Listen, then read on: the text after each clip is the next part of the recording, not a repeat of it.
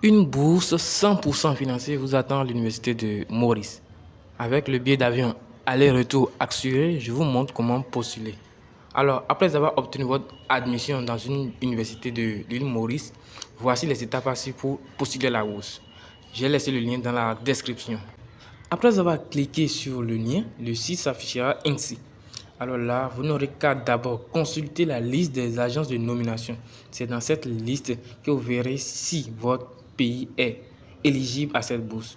Alors, ensuite, en deux, vous allez voir le formulaire que vous devez télécharger qui sera rempli. Ce formulaire sera rempli à l'agent de la gestion des bourses de votre pays. Ce faisant, nous allons alors prendre l'exemple d'un étudiant postulant pour une bourse, l'obtention d'une bourse pour continuer ses études de master. Alors ici j'ai souligné les deux formulaires disponibles, aussi bien pour un étudiant postulant pour le cycle licence, le premier cycle, aussi bien pour le cycle master, ici écrit troisième cycle.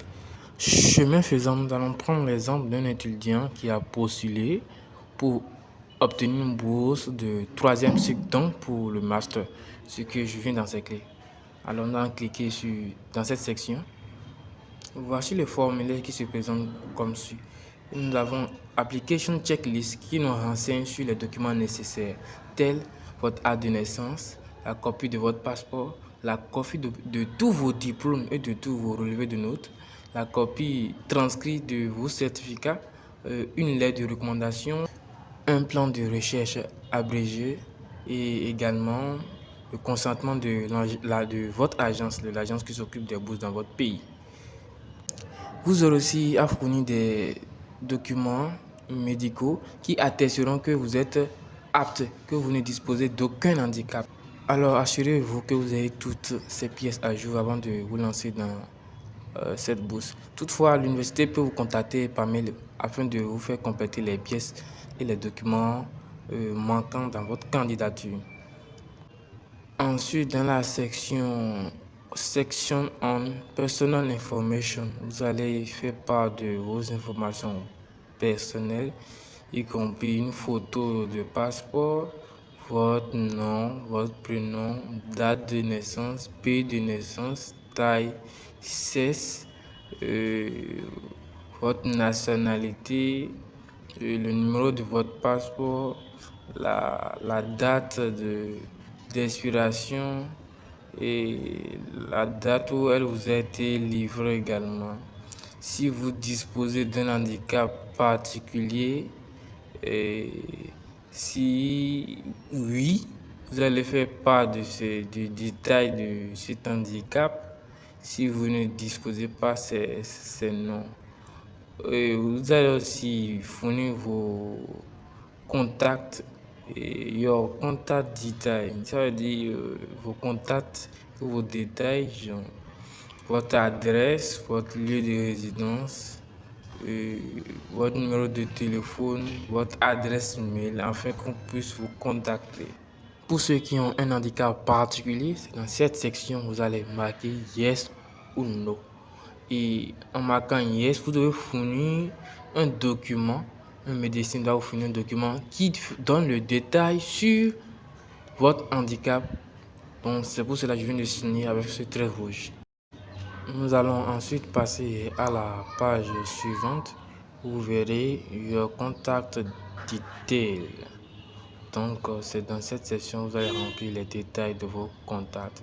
Full address, home phone number, email address. Donc c'est dans cette partie vous allez remplir ces informations et bien sûr dans les cases. Et vous verrez également en bas ils ont mis emergency contact detail. Donc c'est la personne à contacter dans les cas où vous serez sélectionné. Son nom, name, son adresse et son numéro de téléphone, son adresse mail également. Donc j'ai essayé de vous numéroter afin que vous ne les confondez pas. En un c'est your contact detail et en deux c'est emergency contact, personne à contacter en cas où vous serez sélectionné. Nous allons alors passer à la deuxième section. Section 2. Detail of your academic qualification. C'est dans cette section où vous allez remplir les détails concernant vos qualifications académique, vos différents diplômes obtenus, vos différents prix obtenus, le nom de l'institution qui vous l'a délivré, l'adresse de l'institution, la date et l'adresse mail de l'institution si possible. Et voilà, ici, dans la première ligne, vous verrez qualification et dans sa droite, vous verrez awarding body. La section 2 renseigne sur vos qualifications académiques. Vous aurez à remplir le nom du diplôme obtenu avant la fin de votre cursus secondaire, qui est peut-être le BPC pour certains, l'institution ayant délivré, les matières que vous avez composées, les notes que vous avez obtenues.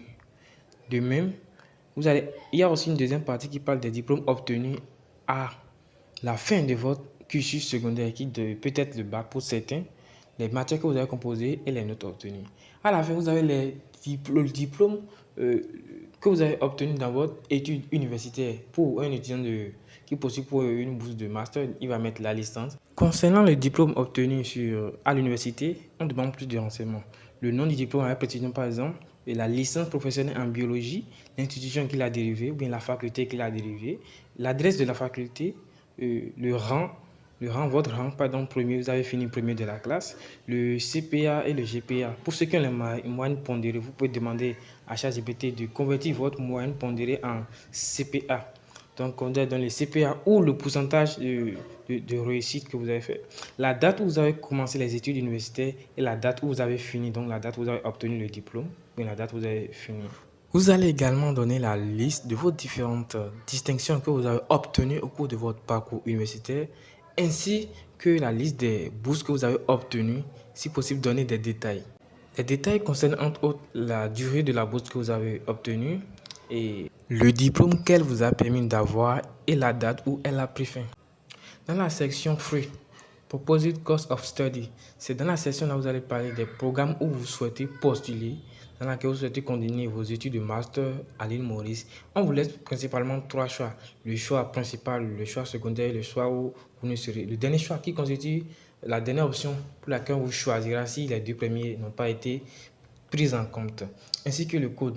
Le code aussi est sur la liste des programmes contenant des boosts. Donc, je vais vous détailler tout ça dans une autre vidéo qui vous parlera de comment faire l'admission. Donc, de comment faire l'admission. Et il va vous détailler comment également choisir la meilleure formation pour continuer ses études à l'île Maurice. Si jusque-là vous avez aimé la vidéo, n'oubliez pas de liker et de partager et d'activer la cloche de notification. Ça me permettra d'avoir le courage de vous faire la vidéo d'admission pour cette bourse de l'île Maurice. La section suivante parle des déclarations des conditions d'obtention de la bourse. Alors, je vous encourage à la traduire en français, à la lire clairement si vous êtes francophone.